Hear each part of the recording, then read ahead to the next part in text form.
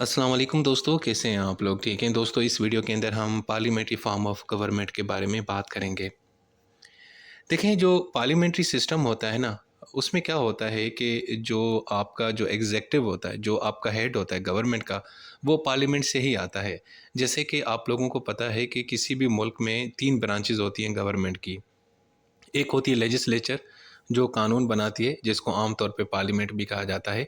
दूसरी ब्रांच होती है एग्जीक्यूटिव, जो उस कानून को इम्प्लीमेंट करती है, इन्फोर्स करवाती है, जिसमें प्राइम मिनिस्टर और कैबिनेट आती है। और तीसरी जो ब्रांच होती है वो होती है जुडिशरी, जो उस आइन और कानून को इंटरप्रेट करती है और लोगों के जो डिस्प्यूट हैं उसको वो सेटल करती है।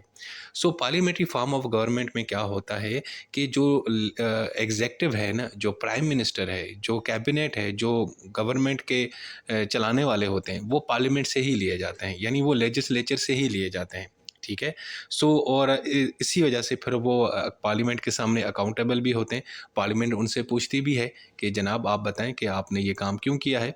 इसका एग्जांपल इस तरह दें कि पाकिस्तान में इस टाइम जो प्राइम मिनिस्टर हैं वो शहबाज शरीफ हैं। तो शहबाज शरीफ पहले पार्लियामेंट का हिस्सा बने, इलेक्शन हुए थे 2024 में, तो वो पार्लियामेंट में आए, एमएनए बने, member of national assembly. And then उसके बाद नेशनल असेंबली ने उनने उनको वोट दिया और वो जनाब प्राइम मिनिस्टर बन गए। अब वो प्राइम मिनिस्टर बन गए हैं, अब वो हेड ऑफ एग्जीक्यूटिव हैं। ठीक है, लेकिन लाए कहाँ से गए हैं? पार्लियामेंट से ही लाए गए हैं। सो कहने का मतलब कि पार्लियामेंट्री फॉर्म ऑफ गवर्नमेंट में क्या होता है कि जो एग्जीक्यूटिव ब्रांच और लेजिस्लेटिव ब्रांच है, उसमें थोड़ा सा लिंक होता है कि उसके जो हेड होते हैं, जो मिनिस्टर्स होते हैं, वो हम पार्लियामेंट से ही लेते हैं। इसी तरीके से हमारे जो इस वक्त वजीर हैं डिफेंस के, ख्वाजा आसिफ, वो भी पार्लियामेंट से लिए गए हैं। मोहसिन नकवी जो इंटीरियर मिनिस्टर हैं, वो भी पार्लियामेंट यानी सेनेट से लिए गए हैं। ठीक है जी। सो पार्लियामेंट्री फॉर्म ऑफ गवर्नमेंट में सिंपल आप उसको इस तरह रेफर करें कि अल्टीमेट जो पावर है या अथॉरिटी है वो किसके पास है? पार्लियामेंट के पास है। ये वर्ड जो पार्लियामेंट है, ये फ्रेंच वर्ड पार्लर से निकला है, जिसका मतलब है गुफ्तगू करना, टू स्पीक, टू टॉक। ठीक है, इसका मतलब ये है कि पार्लियामेंट एक वो जगह होती है जहाँ पे आप मुल्की मसाइल के ऊपर बात करते हैं, कानून साजी करते हैं, और हुकूमत भी आके वहीं पे अपनी परफॉर्मेंस के बारे में बताती है और अपनी पॉलिसीज़ के बारे में बताती है। और हुकूमत भी जो है ना, उससे वहीं पे सवाल जवाब किया जाता है, उनसे पूछताछ की जाती है। अच्छा जी, अब पार्लियामेंट्री गवर्नमेंट में क्या होता है कि जो गवर्नमेंट है वो पॉलिटिकल पार्टी ही बनाती है जो मेजॉरिटी में होती है। मिसाल के तौर पर पार्लियामेंट के अंदर अगर नून लीग की ज़्यादा मेजॉरिटी है तो ज़्यादा चांसेस हैं कि उसी का ही बंदा जो है ना वो प्राइम मिनिस्टर बनेगा, हेड ऑफ एग्जीक्यूटिव बनेगा। सो कहने का मतलब है कि हुकूमत उसी की ही होती है जिसकी ज़्यादा सीटें होती हैं पार्लियामेंट के अंदर। जिस तरह अभी नून लीग की सीटें ज़्यादा हैं तो prime minister, head of executive भी वहीं से है। पहले पीटीआई का प्राइम मिनिस्टर इमरान खान थे, तो इमरान खान जो है ना पीटीआई से थे, तो पीटीआई की सीटें ज़्यादा थी पार्लियामेंट में, तो इसी वजह से उनके हेड बन गए, एग्जीक्यूटिव वो बन गए, और मिनिस्टर्स भी उनके थे। सो कहने का मतलब है कि पार्लियामेंट्री फॉर्म ऑफ गवर्नमेंट में जिस जिस सियासी जमात की ज़्यादा सीटें होती हैं दोस्तों, उसी का ही प्राइम मिनिस्टर बनता है। ठीक है। और जो मिनिस्टर्स होते हैं, जो प्राइम मिनिस्टर की जो टीम होती है, वो भी उसी पार्लियामेंट से ही ली जाती है। अच्छा जी, अब इसका एग्जांपल पाकिस्तान में जो कैबिनेट है, उसके जो प्राइम मिनिस्टर हैं, वो लीड करते हैं उसको, वो शहबाज शरीफ हैं, और जो मिनिस्टर्स उन्होंने उठाए हुए हैं वो भी नेशनल असेंबली और सेनेट से लिए हुए हैं। सो जो मिनिस्टर्स हैं वो भी एक्चुअली लेजिस्लेचर्स हैं। ठीक है ना?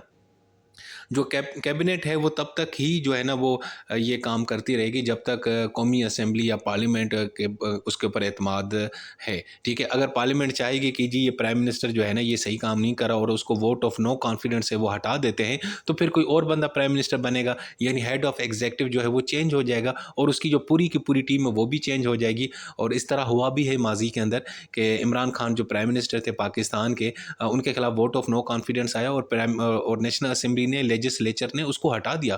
तो उसके बाद शहबाज शरीफ प्राइम मिनिस्टर बन गए थे और फिर वो अपनी कैबिनेट, अपनी टीम लेके आए, और इमरान खान की जो टीम थी, जिसमें साद, जिसमें ख्वाजा, जिसमें क्या कहते हैं फवाद चौधरी, शाह महमूद कुरैशी वगैरह चले गए थे। ठीक है। सो पार्लियामेंट्री गवर्नमेंट में ये होता है कि पार्लियामेंट से ही आपका जो है ना प्राइम मिनिस्टर या जो एग्जीक्यूटिव हेड होता है वो ही आता है। अच्छा जी, और जो जिस सियासी जमात की सीटें कम होती हैं वो फिर अपोजिशन में बैठ जाते हैं और फिर वो पार्लियामेंट में अपोजिशन का किरदार अदा करते हैं, और जिस सियासी जमात की सीटें होती हैं, जिसका प्राइम मिनिस्टर होता है, उससे वो फिर सवाल जवाब करते हैं, डिबेट करते हैं और उनको अकाउंटेबल ठहराते हैं।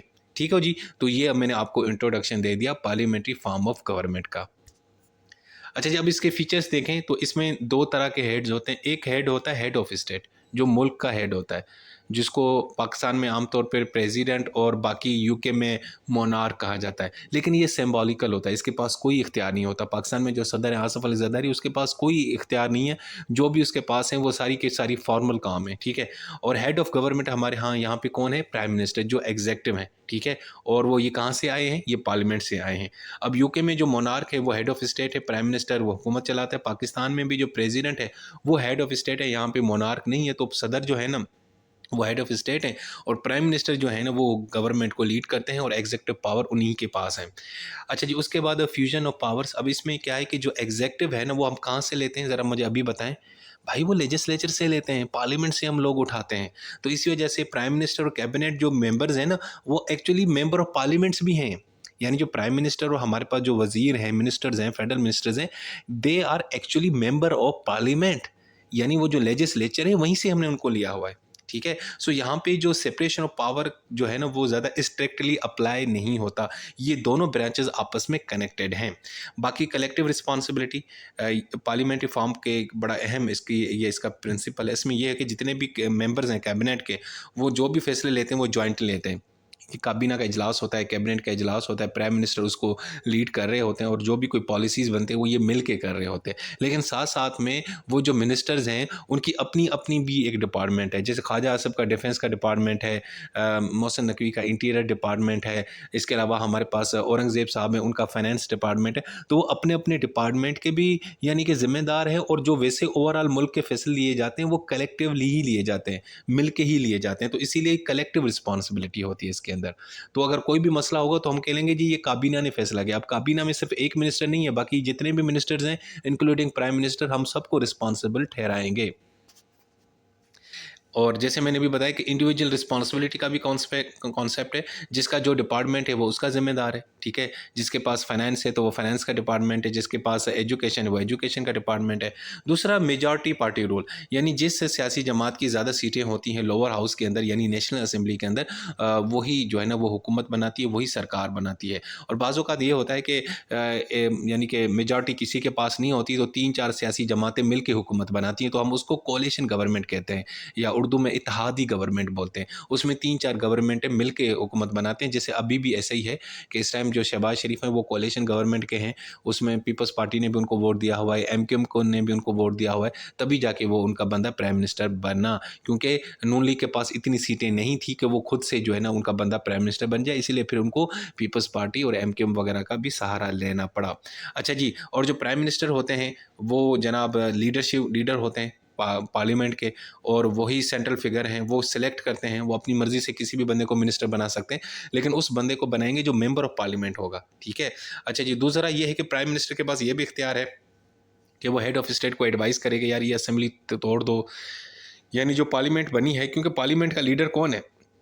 प्राइम मिनिस्टर है ना, लीडर भी प्राइम मिनिस्टर है और एग्जेक्टिव का भी ब्रांच का भी वही है, ठीक है। सो कहने का मतलब ये है कि वो जो है ना वो एडवाइस कर सकता है सदर को, अगर जब उसको लगे कि यार ये पार्लियामेंट सही काम नहीं करी तो वो उसको तहलील कर देगा, डिसॉल्व कर देगा। सो प्राइम मिनिस्टर के पास ये भी इख्तियार है। इसके अलावा पॉलिटिकल होमोजेनिटी, यानी ज़्यादातर जो कैबिनेट मेंबर्स होते हैं वो एक ही सियासी जमात के होते हैं। अगर एक सियासी जमात है उसकी मेजॉरिटी है तो सारे मिनिस्टर उसी के होते हैं, लेकिन अगर कोalition गवर्नमेंट होती है यानी दूसरी सियासी जमातें मिल के हुकूमत बनाते हैं तो फिर उसकी जो कैबिनेट होती है ना उसमें दूसरी सियासी जमातों के भी मिनिस्टर्स होते हैं, ठीक है जी। अच्छा जी, अब इसकी ऑर्गेनाइजेशन क्या है भाई? एक को हेड ऑफ स्टेट जो अभी मैंने बताया उसके फीचर्स के अंदर आता है, जो सेरिमोनल है, जो सिंबॉलिकल है। यूके में मोनार्क, पाकिस्तान में प्रेसिडेंट, इंडिया में प्रेसिडेंट, ठीक है। और हेड ऑफ गवर्नमेंट कौन होता है? प्राइम मिनिस्टर होते हैं, और उनकी और बाज़ औक़ात कहीं पे इनको चांसलर भी कहा जाता है। सो उनके पास एग्जीक्यूटिव पावर्स हैं, वो कैबिनेट को मैनेज करते हैं, वो हुकूमत की पॉलिसी वही बनाते हैं, सारे मामलात वही चलाते हैं। जो हेड ऑफ स्टेट है वो सिर्फ नेशनल यूनिटी को रिप्रेजेंट करता है, कानून जो भी होता है, बिल वगैरह उसके ऊपर दस्तखत करता है, और फॉर्मल जो है ना उसकी जो पावर है उसके पास एक्चुअल पॉलिटिकल पावर कोई नहीं होती। एक्चुअल पॉलिटिकल पावर या एग्जेक्टिव पावर वो हेड ऑफ गवर्नमेंट यानी प्राइम मिनिस्टर के पास होती है। उसके बाद लेजिस्लेचर होती है जनाब, पार्लियामेंट्री फॉर्म ऑफ गवर्नमेंट में, और पार्लियामेंट बाइकैमरल होती है, यानी उसके 2 हाउसेज होते हैं, 2 चैम्बर्स होते हैं, upper house and lower house. Upper house में सबसे पहले लोअर हाउस की बात की जाए तो लोअर हाउस जो है ना वो ज़्यादा पावरफुल होता है। उसके अंदर जो मेंबर्स बनते हैं ना वो डायरेक्ट अवाम उनको वोट देती है और वो आबादी के हिसाब से सीटें डिवाइड की जाती हैं। पाकिस्तान में लोअर हाउस को नेशनल असेंबली कहा जाता है और पाकिस्तान में नेशनल असेंबली में सबसे ज़्यादा जो सीटें हैं वो पंजाब की हैं, क्योंकि पंजाब की आबादी ज़्यादा है तो इसको नेशनल असेंबली कहा जाता है। यूके में इसको हाउस ऑफ कॉमन्स कहा जाता है। उसके बाद है upper house. Upper house Pakistan में उसको सेनेट बोलते हैं और यूके में उसको हाउस ऑफ लॉर्ड्स बोलते हैं। और ये अपर हाउस है वो जो है ना रिव्यू करता है, सजेस्ट करता है और उसके अंदर जो मेंबर्स होते हैं ना वो बराबरी की बुनियाद पे रखे जाते हैं। यानी हमारे यहाँ 96 मेंबर्स हैं तो 23 मेंबर्स जो है ना वो चारों सूबों से लिए गए हैं और एक आधा मेंबर जो है ना वो इस्लामाबाद का भी है, तो टोटल 96 बनते हैं। सो अपर हाउस जो है ना वो पूरे मुल्क को रिप्रेजेंट करते हैं और सबको बराबर बराबर आपने चांस दिया होता है, सारे सूबों को और यूनिट्स को। जबकि जो लोअर हाउस है उसमें आबादी की बुनियाद पर सीटें दी जाती हैं। ठीक है जी। अच्छा जी, उसके बाद क्या होता है कि पार्लियामेंट्री फॉर्म ऑफ गवर्नमेंट में जनरल इलेक्शन होते हैं, लोग वोट देते हैं, जिनको लोग वोट देते हैं वो इलेक्ट हो जाते हैं। उसके बाद जो सियासी जमात मेजॉरिटी में होती है उसके ज़्यादा सीटें वो जीत जाती है तो वो हुकूमत बनाती है। और अगर किसी के पास मेजॉरिटी नहीं है, जिसको हंग पार्लियामेंट कहते हैं, यानी जिसमें ऐसी पार्लियामेंट जिसमें किसी सियासी जमात की मेजॉरिटी नहीं हो तो वो सारी सियासी जमातें मिलकर हुकूमत बनाती हैं, उसको कोalition करती, कोalition गवर्नमेंट कहते हैं। और जो लीडर होता है मेजॉरिटी पार्टी का कोalition का, वही प्राइम मिनिस्टर बनेगा। वो जिसको चाहे वो अपना प्राइम मिनिस्टर उसको बना सकते हैं। अच्छा जी, दूसरा एग्जीक्यूटिव ब्रांच जो है उसके अंदर प्राइम मिनिस्टर और कैबिनेट होते हैं। प्राइम मिनिस्टर के पास रियल एग्जीक्यूटिव अथॉरिटी होती है, वो मिनिस्टर सेलेक्ट करते हैं और वो सारे के सारे वो भी मेंबर्स ऑफ पार्लियामेंट होते हैं। और ये कैबिनेट जो है ना वो पॉलिसी बनाती है, एडमिनिस्ट्रेशन को रन करती है, ठीक है। और ये लोग सारे के सारे जो है ना मेंबर्स ऑफ पार्लियामेंट होते हैं और अगर नहीं भी होते तो फिर उनको बाद में मेंबर ऑफ पार्लियामेंट बनना पड़ता है। जैसे हमारे यहाँ जो फाइनेंस मिनिस्टर हैं औरंगजेब साहब, जब इनको मिनिस्टर बनाया गया था तो तब वो मेंबर ऑफ पार्लियामेंट नहीं थे, तो विद इन 6 मंथ उनको सेनेट का मेंबर बनवाया गया। अच्छा जी, दूसरा एग्जीक्यूटिव और लेजिस्लेचर में एक ताल्लुक होता है, क्योंकि पार्लियामेंट्री फॉर्म ऑफ गवर्नमेंट में सबसे है यही चीज़ कि एग्जीक्यूटिव यानी प्राइम मिनिस्टर और कैबिनेट, लेजिस्लेचर यानी पार्लियामेंट, नेशनल असेंबली और सेनेट, इनका आपस में एक लिंक बनता है। क्योंकि जो एग्जीक्यूटिव है वो कहाँ से आता है? लेजिस्लेचर से ही आता है। और जो कैबिनेट है, जो हुकूमत है, सरकार है, वो किसको रिस्पॉन्सिबल है? वो पार्लियामेंट को ही रिस्पॉन्सिबल है। अब पार्लियामेंट से, क्योंकि वो पार्लियामेंट ने उनको इस सरकार को बनाया, पार्लियामेंट ने इनको मिनिस्टर और प्राइम मिनिस्टर बनाए, तो फिर वो रिस्पॉन्सिबल भी उसी को ही होंगे। और दूसरा रोल ऑफ अपोजिशन, जो अपोजिशन पार्टी होती है पार्लियामेंट के अंदर, वो हुकूमत की परफॉर्मेंस को मॉनिटर करती है, सवालात करती है और अल्टरनेटिव प्रपोजल देती है, उसकी अकाउंटेबिलिटी करती है, और ताकि वो जमहूरी जो सिस्टम है वो चले और जो डेमोक्रेटिक है वो बैलेंस चले और हुकूमत जो है ना वो अपनी मनमानी ना कर सके। तो ये जनाब तस्वीर आप देख रहे हैं कि पार्लियामेंट में लोग पहले आते हैं और वो जाके उन्हीं में से हम किसी को ना प्राइम मिनिस्टर और कैबिनेट बनाते हैं। एग्जीक्यूटिव अथॉरिटी होती है और ज़्यादातर सियासी जो मेजॉरिटी पार्टी होती है उसी की होते हैं। अच्छा जी, और इनकी अकाउंटेबली कौन करता है? जो है ना अकाउंटेबल वो अपोजिशन करती है। ठीक है जी, ये आप देख सकते हैं। अच्छा जी, अब मेरिट्स, भाई सबसे पहले तो अच्छी स्ट्रॉन्ग अकाउंटेबिलिटी होती है। जब हुकूमत पार्लियामेंट से आती है तो पार्लियामेंट उनसे बार बार सवाल कर सकती है, पूछ सकती है भाई आपने काम क्या किया है, क्यों किया। मिनिस्टर रिस्पॉन्ड करते हैं सवालात को, वो जनाब पार्लियामेंट में पेश होते हैं। अगर वो काम नहीं करेंगे तो parliament vote of no confidence से उनको हटा देगी। उसके बाद है बेटर कोऑर्डिनेशन। अगर एग्जीक्यूटिव लेजिस्लेचर का हिस्सा हो ना तो उनके बीच में एक कॉपरेशन अच्छा होता है, क्योंकि कानून किसने बनाना होता है? पार्लियामेंट ने बनाना होता है। और पार्लियामेंट से ही अगर आपके वो जो हुकूमत भी वहीं से होती है, ठीक है ना, तो हुकूमत भी वही है और पार्लियामेंट में भी वही लोग बैठे हुए हैं, तो उनकी आपस में कोऑर्डिनेशन अच्छी होती है। अगर हुकूमत को एक कानून चाहिए कि भाई मुझे ना ये काम करना है, इसके लिए मुझे कानून चाहिए, तो वो कानून अपने पार्लियामेंट वालों को कहेंगे, क्योंकि वो पार्लियामेंट से ही आए तो वो जल्दी कानून बन जाएगा, तो इसलिए ये अच्छा एक ऑप्शन होता है।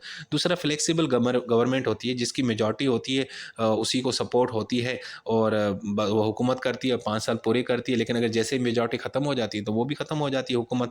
दूसरा डेमोक्रेटिक रिप्रेजेंटेशन होती है। मेजॉरिटी पार्टी जो होती है लोअर हाउस में हुकूमत बनाती है, जिससे पता चलता है कि जिन लोग आवाम ने जिनको सबसे ज़्यादा वोट दिया होता है वही सरकार बनाते हैं, वही प्राइम मिनिस्टर बनते हैं, वही पार्लियामेंट में लोग आते हैं। दूसरा कलेक्टिव लीडरशिप होती है। सवाल जो फैसले होते हैं वो जनाब सिर्फ खाली प्राइम मिनिस्टर नहीं लेते ना, बल्कि मिल के लेते हैं, कैबिनेट लेती है, वो पूरी की पूरी जो उनकी टीम है वो मिल के फैसले करते हैं। ठीक है, अब इसका एग्जांपल यूके है, इंडिया है, पाकिस्तान है। अब इसके डीमेरिट्स क्या हैं? यार इसमें क्या होता है, अगर एक सियासी जमात के पास मेजॉरिटी ना हो ना पार्लियामेंट के अंदर, तो पार्लियामेंट में फिर जो है ना वो एक कोalition गवर्नमेंट बन जाती है, तो उसके फिर ज़्यादा चांसेस होते हैं वो पॉलिटिकल इनस्टेबल रहती है, हर वक्त खतरा होता है। और दूसरी सियासी जमातें उनको ब्लैकमेल कर रहे होते हैं कि जी अगर हमारे ये काम नहीं किया तो हम आपको सपोर्ट नहीं करेंगे, आपका प्राइम मिनिस्टर खत्म हो जाएगा। दूसरा फिर वो कोalition के अंदर वीक एग्जीक्यूटिव होता है, क्योंकि वो जो प्राइम मिनिस्टर होता है उसने अपनी सियासी जमात के बंदों का भी काम करना होता है, दूसरी जो जिन दूसरी सियासी जमातें जिन्होंने उनको वोट दिया होता है उसके भी काम करने होते हैं। जैसे अभी शहबाज शरीफ को अक्सर ये कभी पीपल्स पार्टी वाले ब्लैकमेल कर रहे होते हैं, कभी एमकेएम वाले कर रहे होते हैं। और इमरान खान को भी इस तरह हुआ कि इमरान खान की जब हुकूमत थी तो उनको दूसरी सियासी जमातें थी वो ब्लैकमेल करती थी, ठीक है।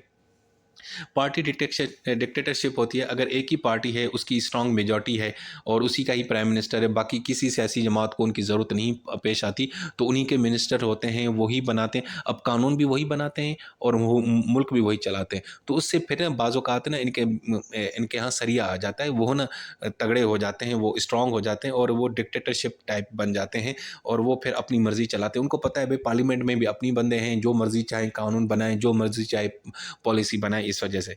दूसरा फ्रीक्वेंट इलेक्शन होते हैं। आपको पता है कि बाज़ औक़ात हुकूमत अपना टाइम पीरियड पूरा नहीं करती, उससे पहले ही इलेक्शन हो जाते हैं। उसकी वजह ये है कि हुकूमत प्राइम मिनिस्टर की सपोर्ट ख़त्म हो जाती है, वोट ऑफ नो कॉन्फिडेंस आ जाता है। तो इस वजह से ये थोड़ी बहुत मामला जो है ना बार-बार इलेक्शन होते हैं, जिससे खर्चा वगैरह चलता रहता है। दूसरा जो सेपरेशन ऑफ पावर का जो कॉन्सेप्ट है वो यहाँ पे ज़्यादा वाज़ेह नहीं है, क्योंकि जो एग्ज़ेक्टिव ब्रांच है और लेजिस्लेटिव ब्रांच इनका आपस में ताल्लुक है। क्योंकि लेजिस्लेटिव ब्रांच के जो मेंबर्स हैं वही जाके एग्जीक्यूटिव ब्रांच में जाके प्राइम मिनिस्टर और कैबिनेट बनते हैं। तो इसीलिए ये वाला जो कॉन्सेप्ट है कि कानून बनाना किसका काम है, पार्लियामेंट का है ना, तो यहाँ पे एग्जीक्यूटिव भी इन्वॉल्व हो जाती है। और कानून की इम्प्लीमेंटेशन किसकी करनी है, एग्जीक्यूटिव की करनी है, लेकिन एग्जीक्यूटिव तो लेजिस्लेचर होते हैं जो पार्लियामेंट से आए होते हैं। तो इसलिए ये जो पावर है ना, सेपरेशन ऑफ पावर का कॉन्सेप्ट यहाँ पे ज़्यादा वाज़ेह नहीं है, ब्लर है।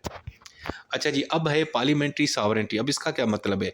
यार इसका मतलब है कि भई पूरे मुल्क में सबसे ज़्यादा अगर कोई सुप्रीम चीज़ है तो वो है पार्लियामेंट, ठीक है? पार्लियामेंट से ऊपर कोई चीज़ नहीं है। इसका मतलब है पार्लियामेंट कुछ भी कर सकती है, कोई भी कानून बना भी सकती है, उसको तब्दील भी कर सकती है, उसको ख़त्म भी कर सकती है और किसी के पास ये इख्तियार नहीं है। तो ये जो असूल है ना पार्लियामेंट्री सॉवरेंटी के मुकम्मल जो इख्तियार है वो जो है ना वो पार्लियामेंट के पास है। जो सॉवरेंटी है, अल्टीमेट जो इख्तियार है वो किसके पास है? पार्लियामेंट के पास। तो ये ज़्यादातर कॉन्सेप्ट जो है ना वो यूके में पाया जाता है। वहाँ पे तो यही कहा जाता है कि पार्लियामेंट सब कुछ कर सकती है सिवाय एक काम के, वो मर्द को औरत और औरत को मर्द नहीं बना सकती। बाकी सब काम कर सकती है। ख़ैर अब तो वो भी किया जा सकता है सर्जरी के ज़रिए, ठीक है। सो यूके के बारे में मशहूर है कि उसकी जो पार्लियामेंट सॉवरेंटी है, पार्लियामेंट अल्टीमेट है, लेकिन अगर प्रैक्टिकल देखा जाए तो यार इतना भी नहीं है। मतलब ठीक है वहाँ की पार्लियामेंट बड़ी स्ट्रॉन्ग है, लेकिन ऐसा भी नहीं है, वो मैं आगे बताऊँगा ऐसा क्यों है। अच्छा जी, अब ये जो कॉन्सेप्ट है ये हमारे जो कॉन्स्टिट्यूशनल स्कॉलर हैं एवी डाइसे इन्होंने दी। इन्होंने कहा कि पार्लियामेंट्री सॉवरेंटी के अंदर 3 आइडियाज़ आते हैं। नंबर 1 कि पार्लियामेंट कैन मेक और अनमेक एनी लॉ, वो किसी भी कानून को बना भी सकती है, ख़त्म भी की जा सक करती है। No parliament can bind a future parliament, यानी कि जो माजी की पार्लियामेंट है वो फ्यूचर की पार्लियामेंट को रोक नहीं सकती कि अच्छा जी आप फ्यूचर में ये कानून ही बना सकते हैं। अभी मिसाल है एक पार्लियामेंट ने कानून बनाया तो उसमें वो ये नहीं लिखेगी कि अब ये सारी ज़िंदगी यही चलेगा, जब तक ये दुनिया है तब तक ये नहीं भाई, फ्यूचर में जो पार्लियामेंट आएगी वो उसको तब्दील कर सकती है। दूसरा, no court can question the validity of any act of parliament, दूसरा कोई भी अदालत किसी भी पार्लियामेंट के बनाए हुए कानून के ऊपर सवाल नहीं उठा सकती, ठीक है। सिंपल टर्म्स ये है कि पार्लियामेंट जो है ना वो सुप्रीम है भाईजान, वो अजीम है और उसके आगे कोई भी नहीं है। इसको बोलते हैं पार्लियामेंट्री सॉवरेंटी। अब इसके की फीचर्स क्या है? अनलिमिटेड लॉ मेकिंग पावर, भाई मतलब कुछ भी करें, कुछ भी कानून बनाएं, कोई इनको रोकने वाला नहीं है, ठीक है ना। और parliament can legislate on any subject without legal restriction, कोई भी कर सकती है। और जितने भी सोर्सेज ऑफ लॉ हैं वो सारे के सारे एक्ट ऑफ पार्लियामेंट, यानी पार्लियामेंट का जो कानून होगा वो सबसे अजीम कानून होगा, बाकी सारे कानून उसके नीचे आएंगे। अच्छा जी, उसके बाद नो जुडिशल ओवरराइड, कोई अदालत पार्लियामेंट के बनाए हुए कानून को नहीं तोड़ सकती, यही यही कॉन्सेप्ट है पार्लियामेंट्री सॉवरेंटी का। दूसरा, no legal limits from previous parliament, जो अभी बता चुका हूँ कि भाई माजी वाली जो पार्लियामेंट जो गुजर चुकी है ना, 10 साल पहले की जो पार्लियामेंट थी वो फ्यूचर की पार्लियामेंट को नहीं रोक सकती। अच्छा, ये जो कॉन्सेप्ट है या ये जो डॉक्ट्राइन है, ये ज़्यादातर यूके के अंदर ही पाया जाता है।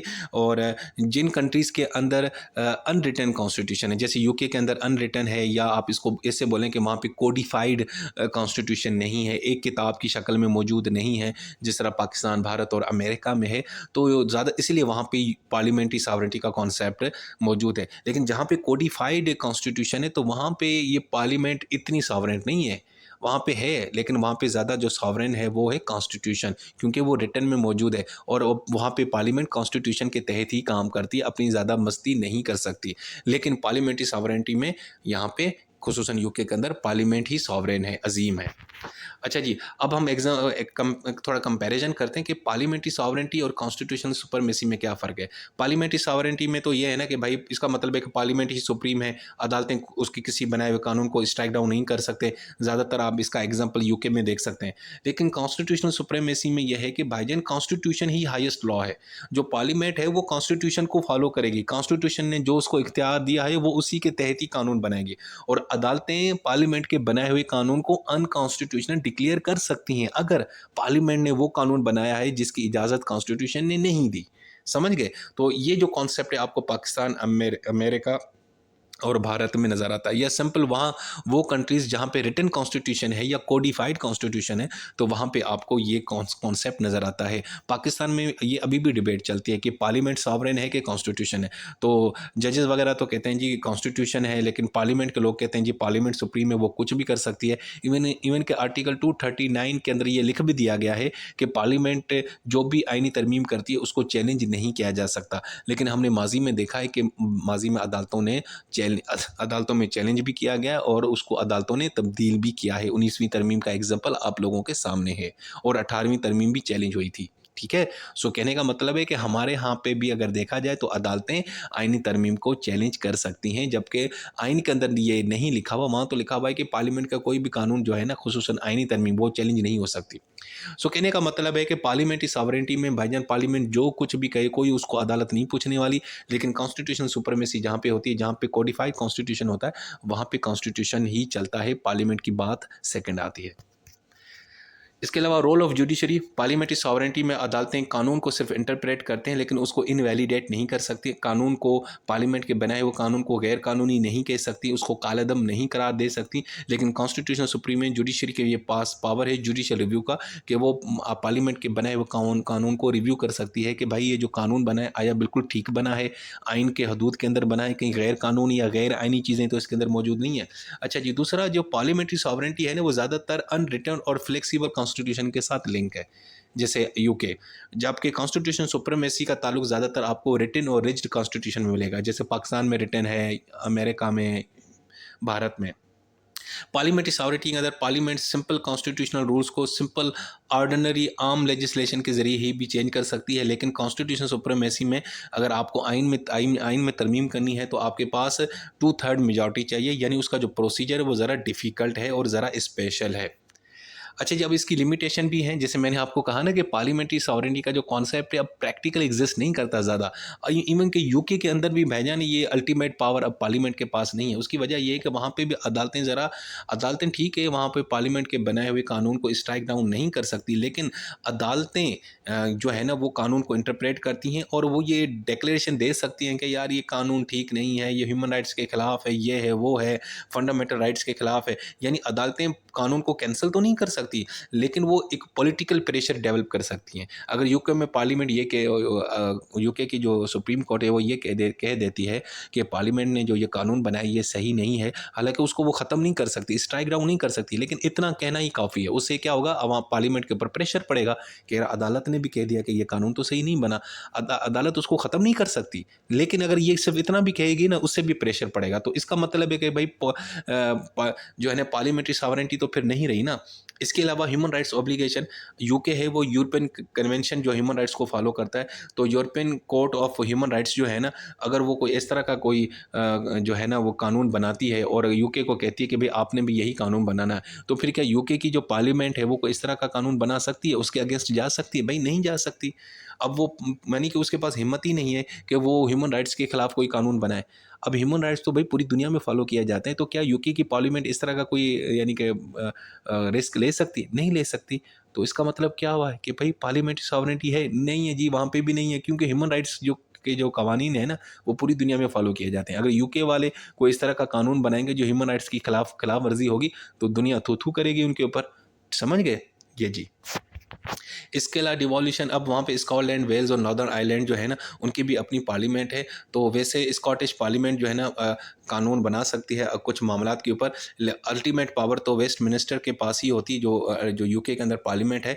लेकिन कहने का मतलब है कि सियासी तौर पे ऐसा होता नहीं है। अगर वहाँ पे यूके की पार्लियामेंट जो है ना स्कॉटलैंड, वेल्स और नॉर्दर्न आयरलैंड के कवानीन को ना, उनके पार्लियामेंट के बनाए हुए कवानीन को ख़त्म करना शुरू कर देना तो फिर झगड़ा शुरू हो जाएगा। तो इसीलिए पॉलिटिकल जो पार्लियामेंट्री सॉवरेनिटी है वो भी ज़रा इन मामलात में ज़्यादा प्रैक्टिकल नज़र नहीं आती। इसके अलावा पॉलिटिकल रियलिटी है, पार्लियामेंट डिपेंड करती है पब्लिक ओपिनियन के ऊपर, पार्टी डिसिप्लिन के ऊपर, इलेक्शन के ऊपर। यानी पार्लियामेंट में जो लोग हैं जो कानून बनाएंगे भाई वो भी तो आवाम से आते हैं ना, वो भी इलेक्शन के जरिए आते हैं। अगर वो कोई इस तरह का कानून बनाएं जो सब लोगों को पसंद ना हो तो फिर वो कर सकेंगे? नहीं कर सकेंगे। हालांकि आप कहेंगे नहीं सर जी वहाँ तो पार्लियामेंट्री सॉवरेनिटी है, वहाँ तो पार्लियामेंट कुछ भी कर सकती है। लेकिन भाई साहब वो जो अवाम है, जो मेंबर्स हैं पार्लियामेंट के, वो भी तो इलेक्शन के जरिए आते हैं, उनको उनको भी तो अवाम को फेस करना पड़ता है ना। तो उनके ऊपर बड़ा प्रेशर होता है कि ऐसा कोई कानून ना बनाना जिसकी वजह से कोई प्रॉब्लम क्रिएट हो। ठीक है ना। सो कोई इसीलिए कोई अनपॉपुलर लॉज या कोई इस तरह का कानून नहीं बना सकते जिस तरह से किसी को कोई नुकसान हो। अगर वो करेंगे तो जो अवाम है उनको वोट ही नहीं देगी नेक्स्ट इलेक्शन में। अच्छा जी, उसके बाद इंटरनेशनल लॉ। अब हम इंटरनेशनल लॉ के अंदर रहते हैं, सब इंटरनेशनल लॉ को फॉलो करते हैं। तो क्या यूके की पार्लियामेंट कोई ऐसा कानून बना सकती है जो इंटरनेशनल लॉ के खिलाफ हो? नहीं जनाब। हालांकि अभी आप कहेंगे सर अभी तो आप बता रहे थे कि पार्लियामेंट्री सॉवरेनिटी होती है। भाई होती है, लेकिन प्रैक्टिकल देखा जाए तो ना, नहीं, ना, नो नो। वहाँ पे भी वहाँ की यूके की जो पार्लियामेंट है वो भी भाई जरा सोच समझ के काम करती है, क्योंकि इंटरनेशनल लॉ को भी तो फॉलो करना होता है ना। तो अगर ऐसा कोई कानून बनाती है जो इंटरनेशनल लॉ के खिलाफ है टेक्निकली, तो वो उसको नहीं कर सकती। अगर वो करेगी तो उनके ताल्लुकात ख़राब हो जाएंगे, डिप्लोमेटिक और इकनॉमिक रिलेशन ख़राब हो जाएंगे। इसके अलावा कॉन्स्टिट्यूशनल कन्वेंशन, लेकिन यूके में अनरिटन रूल्स और ट्रेडिशंस हैं जिसकी वजह से पावर को फॉलो किया जाता है। अगर आप उन रूल्स को नहीं फॉलो करेंगे और पार्लियामेंट अपनी मस्ती करेगी, अपनी मर्जी का कोई कानून बनाएगी, तो लोग तो यानी कि एहतजाज करेंगे और बड़ा प्रोटेस्ट होगा। तो इसीलिए क्योंकि यूके के जो लोग हैं ज़्यादा फंडामेंटलिस्ट होते हैं, वो अपने ट्रेडिशंस को बड़े ना सीरियस लेते हैं और अपने कन्वेंशन को फॉलो करते हैं। सो अब उन कन्वेंशंस के ऊपर अमल नहीं करना, उनको तोड़ना वहाँ पे कोई इलीगल तो नहीं है, लेकिन भाई इससे कॉन्स्टिट्यूशनल क्राइसिस पैदा होंगे, इससे एहतजाज होगा, इससे ना हालात ख़राब होंगे। तो इसीलिए बेहतर है कि भाईजान वो जो कन्वेंशन है उसी को उसी तरीके से फॉलो करो। तो कहने का मतलब कि दोस्तों ये जो पार्लियामेंट्री सॉवरेनिटी का कॉन्सेप्ट है ना, ये यूके में तो कहा जाता है कि है, लेकिन प्रैक्टिकल देखा जाए तो वहाँ पे भी नहीं है। वहाँ पे भी पार्लियामेंट के ऊपर थोड़ी बहुत लिमिटेशन है, यानी कि सिर्फ किताबों की हद तक वहाँ पे वो सुप्रीम लीगल अथॉरिटी है, वैसे नहीं है। सो दोस्तों ये पार्लियामेंट्री सॉवरेनिटी का भी कॉन्सेप्ट मैंने आपको यहाँ पे समझा दिया। सो दोस्तों ये थी हमारी वीडियो। उम्मीद है कि